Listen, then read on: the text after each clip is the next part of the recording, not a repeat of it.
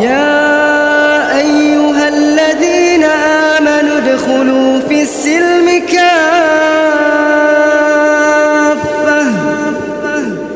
ادخلوا في السلم كافة. Bismillahirrahmanirrahim. Assalamualaikum warahmatullahi wabarakatuh. Waalaikumsalam warahmatullahi wabarakatuh. Para hadirin jamaah yang dimuliakan Allah Subhanahu wa taala, sedikit bergeser dari bab ibadah, kita sekarang akan membahas bab muamalah. Karena kalau kita ibadah mahdhah itu sehari ya subuh, zuhur, asar, maghrib, isya 5 kali. Tapi dalam muamalah bisa jadi kalau kita hitung waktu yang kita pakai untuk bermuamalah itu lebih banyak dibandingkan dengan waktu untuk ibadah mahdhah. Muamalah juga bisa bernilai ibadah, bisa bernilai pahala di hadapan Allah Subhanahu wa taala, tentu dengan catatan bermuamalahnya sesuai dengan syariat Islam. Agar muamalah kita yang kalau kita hitung waktunya itu lebih banyak dibandingkan dengan ubudiyah mahdhah. Nah, bagaimana kita berpikir agar muamalah yang waktunya banyak itu juga bernilai ibadah di hadapan Allah Subhanahu wa taala. Tentu kalau tadi kita laksanakan dengan basis akidah Islam. Setelah kita laksanakan berbasis akidah Islam, nah tinggal kita sesuaikan tata caranya dengan syariat Islam. Nah, ini nanti yang akan berujung kepada ridho dan pahala dari Allah Subhanahu wa taala. Ketika ibadah sholat yang kita kerjakan 5 kali sehari itu, kita perhatikan kaifiatnya, kita perhatikan tata caranya, karena kita tidak mau sholat kita sia-sia, maka kita perhatikan tata cara wudhunya, kita perhatikan tata cara sholatnya juga kita perhatikan. Kenapa? Karena kita tidak mau wudhu kita batal, yang berakibat sholat kita batal, tidak mau. Makanya apa? Kita perhatikan. Meskipun sudah hafal wudhu itu, tapi kita baca lagi, kita ulangi lagi, diingatkan kembali. Sholat juga sudah hafal, ya. Tapi kalau menyangkut kekhusyuannya itu bisa berubah. Nah, maka perlu kita ingatkan lagi, disegarkan kembali. Berjamaah juga kadang-kadang ngedrop, kita ingatkan lagi, jamaah tuh naik lagi semangatnya. Ya kayak seperti itu. Karena kita tidak mau wudhu kita sia-sia, wudhu kita batal, yang mengakibatkan sholat kita juga sia-sia. Nah, itu perhatian kita terhadap masalah amal ibadah. Nah, sekarang sejauh mana perhatian kita dalam muamalah? Yang waktunya bisa jadi lebih panjang dibandingkan dengan sekedar untuk ibadah mahdhah. Nah, sejauh mana perhatian kita terhadap muamalah yang saya tidak mau loh muamalahnya itu sia-sia. Saya tidak mau loh muamalahnya justru berujung pada dosa. Gitu. Saya tidak mau yang muamalahnya itu ternyata apa? Mengajar atau menjerumuskan ke neraka misalnya. Ya. Nah, ini mestinya butuh perhatian yang sama. Butuh perhatian yang sama, sebagaimana kita juga memperhatikan tata cara wudhu, tata cara sholat, tata cara zakat, tata cara saum, tata cara haji. Ya, maka perhatian kita juga mestinya sama dalam hal memperhatikan tata cara muamalah, supaya muamalah yang kita lakukan itu benar sesuai dengan syariat Islam sehingga membawa kepada kebarokahan atau keberkahan. Nah, ini penting. Setiap amal kita, apakah itu nanti masuk kategori ubudiyah mahdhah ataukah tidak, dua-duanya akan dihisab oleh Allah Subhanahu wa taala. Setuju? Ada amal yang nggak akan dihisab? Jadi kalau kita mau amal yang nggak dihisab, pilih di antara 3 lah. Satu sebagai anak-anak, terus nggak pernah dewasa. Yang kedua sebagai orang yang tidur. Yang ketiga sebagai orang gila. Naudzubillah summa naudzubillah. Kita udah jadi orang normal, kita syukuri ya. Makanya Pak, waktu-waktu yang Allah berikan pada kita di luar kita tidur itu ya harus berisi amal soleh. Kalau pembahasannya mengenai toharoh, mengenai sholat, itu biasanya tidak banyak menyinggung urusan kita. Bahkan sholat kita nggak bener pun nggak tersinggung. Misalnya, sholat tidak khusyuk, pahalanya berkurang misalnya. Sholat tidak sempurna, bisa batal. Itu kadang-kadang nggak menyinggung. Hukum yang terjadi pada kita tentang keharaman dalam sholat itu kadang tidak menyinggung kita. Tapi begitu masuk dalam bab muamalah, ada yang di sana haram. Nah, kok haram? Nah, merasa tersinggung sih. Kalau pembahasannya sholat, puasa, zakat, kemudian katakanlah, naudzubillah min dzalik, amal kita memang haram, tapi kadang-kadang nggak tersinggung dengan pembahasan sholat yang benar. Ya, tapi begitu masuk misalnya pembahasan ya, muamalah, bab jual beli, bab apapun saja yang kemudian ternyata, oh ternyata jual beli model begini diharamkan Allah Subhanahu Wa Taala, makanya beki saya itu dengan yang kayak begitu. Mulai. Makanya jarang orang yang protes, Ustaz tuh bahas sholat aja, saya tersinggung nggak sholat pembahasan itu, enggak. Tapi begitu kita ngomongin riba haram, mulai. Padahal dua-duanya sama-sama amal. Yang ini sholat juga akan dihisab oleh Allah Subhanahu Wa Taala. Jika sholatnya batil, ya akan diberikan dosa oleh Allah. Sama, tapi jarang yang tersinggung sehingga protes. Aku tersinggung nih. Kalau begitu masuk ke muamalah, menyinggung hal haramnya, ketika masuk ke muamalah, tersinggung. Kenapa? Urusannya urusan perut, perhatikan. Tapi kalau soal sholat, diharamkan pun tidak tersinggung. Kenapa? Nggak ada urusnya dengan perut sholat itu. Makanya nggak tersinggung. Pemahamannya akan dipakai untuk memperbaiki muamalah, itu urusan kedua. Dalam hal pembahasan fikih memang harus begitu. Halal ya halal, haram ya kita katakan haram. Boleh ya kita katakan boleh, makruh ya kita katakan makruh, haram ya kita katakan haram. Fikihnya memang begitu, hukum Allahnya begitu. Tidak boleh diubah, bahwa kemudian nanti akan diamalkan atau tidak, urusan kedua.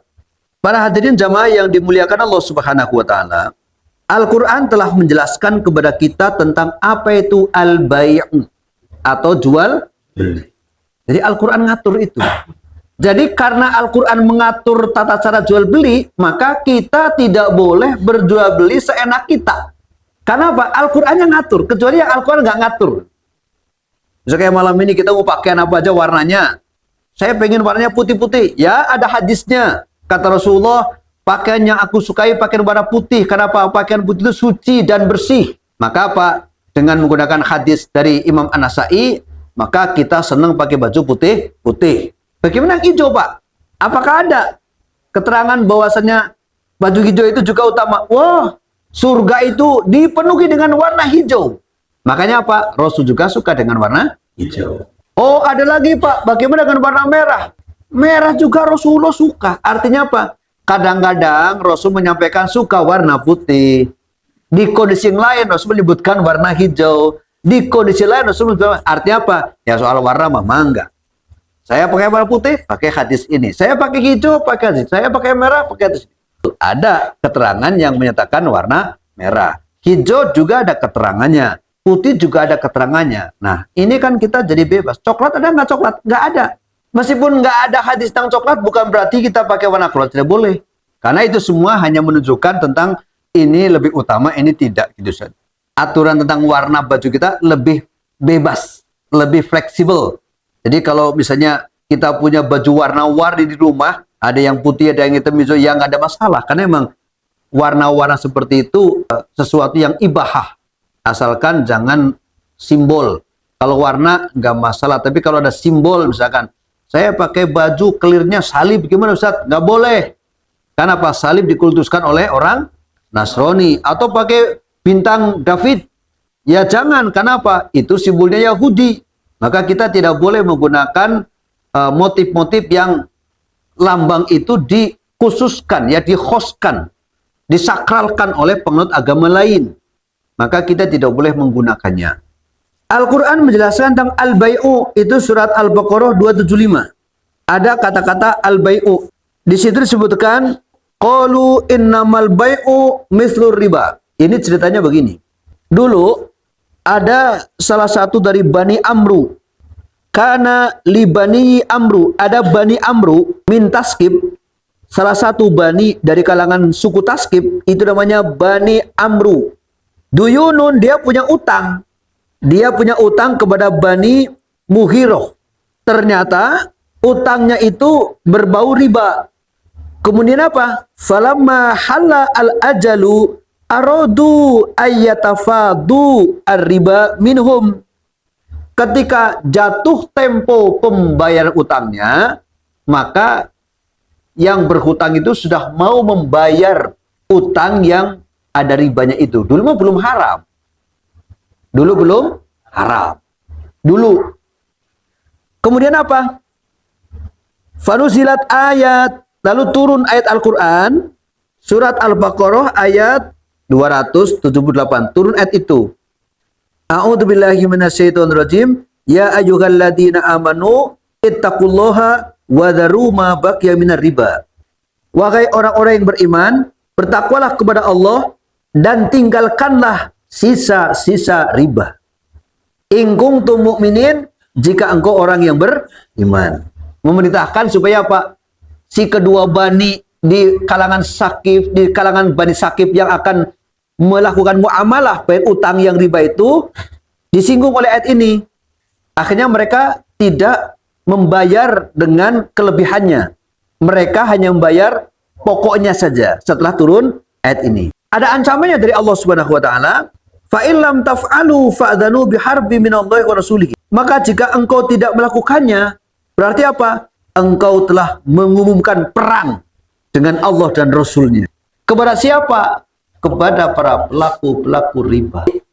Ada asbabun nuzul ayat yang kemudian menghentikan semua bentuk transaksi riba pada saat itu, karena memang sebelumnya itu belum ada keharamannya. Setelah turun ayat ini, maka apa? Keharamannya berlaku ila yaumil qiyamah, termasuk kita pada hari ini. Sebelum ayat ini ada kata-kata al-bai'u. Yang namanya al-bai'u itu atau jual beli adalah pertukaran antar manfaat. Yang namanya al-bai'u atau jual beli adalah pertukaran at-tabadul alal manfaat. Misalnya apa? Saya punya uang, tapi saya butuh beras. Si penjual punya beras, tapi butuh uang. Maka terjadi ini. Saya butuh beras karena ingin memanfaatkan beras. Si penjual butuh uang karena ingin menjual beras. Nah, ini ada namanya pertukaran manfaat. Namanya jual beli. Jadi jual beli atau al-bai'u apa? At-tabaddul alal manfaat. Pertukaran tentang manfaat. Yang satu butuh sesuatu ditukarkan dengan yang lain karena yang lain butuh sesuatu yang lain. Hari ini para hadirin, pertukaran manfaat itu ditunjukkan dengan barang dan uang. Ibnu Katsir menjelaskan begini.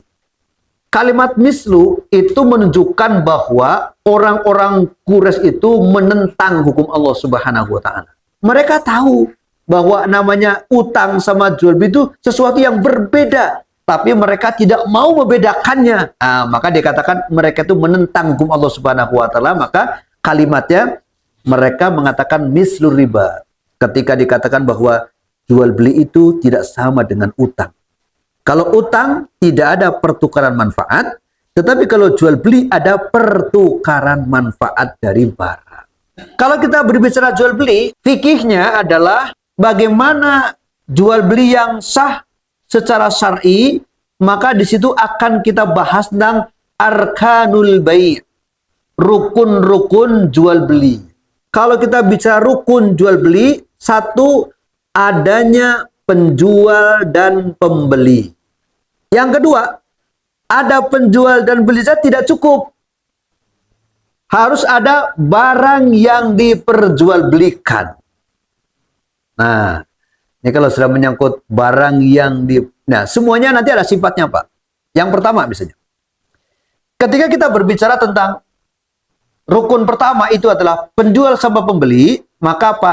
Syarat yang diberlakukan agar transaksi jual beli itu sah untuk rukun yang pertama, maka berlaku syarat penjual pembeli itu satu, akilun, orang yang berakal, bukan orang gila. Orang gila transaksi nggak sah.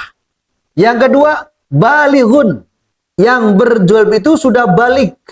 Anak kecil yang belum balik, meskipun dia akil, maka apa? Tidak sah melakukan proses jual beli karena apa? Berpotensi untuk ditipu.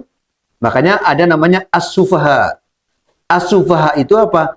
Orang-orang yang dianggap tidak cakap dalam mengurusi masalah amanah. Namanya as-sufaha. Kemudian menyangkut barang yang diperjualbelikan. Satu, barangnya barang yang suci.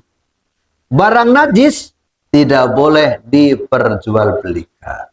Ya, khamr itu masuk kategori barang najis, makanya tidak boleh diperjualbelikan. Haram menjualbelikan khamr karena khamr barang najis. Yang kedua, barang yang diperjualbelikan itu milik sendiri. Jadi laisa indak, tidak ada jual beli kepada barang yang bukan milikmu, kata Nabi. Ini al-bai'u. Ketentuannya begitu. Jadi barang yang kita jual belikan itu betul-betul barang milik kita, bukan milik, termasuk uang yang kita pakai beli juga uang milik kita. Yang ketiga, barangnya itu tidak dalam status sebagai agunan. Barang yang sedang dijaminkan tidak boleh dijual belikan. Yang keempat, barang yang dijual belikan itu bukan barang yang goib. Saya mau jual mangga sebuah baru berbunga, itu masih goib. Kenapa? Bisa jadi buah iya, bisa gagal iya. Nah ini spekulasi Pak, makanya goib tidak boleh. Jadi kalau begitu harus bagaimana? Menjual mangga itu yang sudah bisa dipetik. Minimal sudah, ini masih belum matang, simpen di rumah 2 hari matang deh. Nah biasanya. Tapi biasanya kalau orang membeli buah seperti mangga yang akan dijual lagi, itu pasti tidak akan belinya matang di pohon. Kenapa? Ini nggak tahan lama ketika dijual kan? Mungkin dia beli seminggu lagi mau matang dia petik. Nah tapi kalau masih kecil-kecil, itu masih terkategori goib, sehingga apa? Tidak sah dijual belikan. Sama seperti aku mau jual ikan, mana ikannya? Mancing dulu. Kenapa kemudian Islam sampai memperhatikan hal-hal seperti ini? Semuanya itu menutup adanya kerugian di satu pihak. Nah itu ada 4 syarat yang harus dipenuhi. 1, barangnya barang suci. Yang kedua, barang milik sendiri. Yang ketiga, bukan barang agunan. Yang keempat, barangnya barang yang zohir. Artinya apa? Barangnya real ada. Yang ketiga, ada ijab dan qabul. Ada namanya takobut. Saling menyerahkan antar barang yang dibarterkan. Meskipun tidak harus dibarengi dengan lafadznya.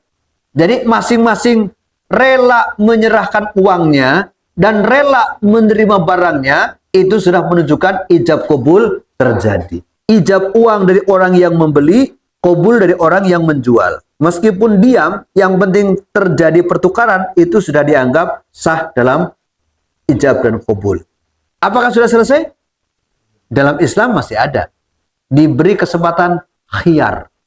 Dalam Islam diberi kesempatan untuk komplain, namanya khiyar. Khiyar itu apa? Pilihan. Jika dalam waktu 3 hari, baik si penjual atau pembeli tidak ada komplain di antara masing-masingnya, maka apa? Lewat sudah. Kalau sudah 4 hari baru datang, terlambat sudah kau datang. Jadi Allah Subhanahu wa Ta'ala begitu adilnya mengatur tata cara jual beli. Coba sekarang jual beli online. Yang namanya jual beli online itu kadang sulit komplainnya. Makanya biasanya apa? Harus ada pihak ketiga yang menerima khiyar tadi, menerima komplain. Mestinya dalam jual beli online itu ada pihak ketiga yang menunggu jika ada komplain dari para pembeli. Biasanya suka ada. Ada celah kasus ya, 1-2 pasti ada kasus. Nah muamalah itu jenisnya macam-macam Pak. Ada al-bai', ada ad-dain, ada jual beli, ada utang piutang, ada sewa menyewa. Ada kemudian ijaroh, akad kerja, itu juga masuk dalam kategori muamalah. Nah, tetapi para hadirin, dalam jual beli itu juga nanti bisa terjadi riba. Misalnya apa? Ketika jual belinya itu dengan barang yang sama. Kaitannya dengan barang. Atau uang dengan uang misalnya. Menukar uang baru karena mau lebaran dengan uang lama yang kucel. Biasanya ada selisih atau ada selisih? Ada. Kalau saya membeli uang barunya 1 juta, maka saya akan bayar 1.050.000. Ini namanya apa? Membeli uang dengan uang. Membarter uang dengan uang. Ini hati-hati. Ternyata apa? Hadis Nabi mengatakan ada 6 barang yang masuk kategori barang ribawi, yang apabila dipertukarkan untuk barang yang sama harus tamasil wa taqabud, sama dan cash. Jika kemudian ditukar dengan jenis yang berbeda, cash meskipun nilainya pasti berbeda. Apa saja? Az-zahabu bidz-zahabi. Emas dengan emas. Misalnya ya, Pak Cironi punya emas batangan. Atau saya punya emasnya perhiasan. Mau ditukar nih antara emas perhiasan dengan emas batangan. Nah, berarti kan emas sama emas itu. Bisa.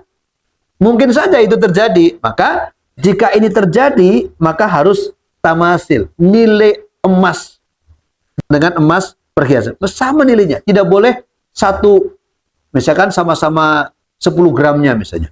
10 gram batangannya 22 karat. 10 gram perhiasannya 18 karat. Nah, ini ada selisih. Ini namanya riba nasi'ah. Riba yang terjadi dari tukar-menukar barang yang sama tetapi ada selisihnya. Tetapi riba nasi'ah ini hanya dibatasi untuk 6 barang saja. Di luar itu tidak. Apa saja 6 barang itu? Emas, perak, garam, gandum, jawabut, dan kurma. Hanya 6 itu aja. Jadi kalau kita mau menukar garam putih sama garam rada kucel sedikit, maka apa? Nilainya harus sama. Para hadirin yang dirahmati Allah Subhanahu wa taala, sedemikian besar perhatian Allah dan Rasulnya kepada kita dalam masalah muamalah. Intinya hanya satu sebenarnya, agar muamalah kita diridhoi Allah Subhanahu wa taala. Enggak kayak orang barat, bodoh amat mau apakah ada kerugian ataukah merugikan orang dan segala macam itu.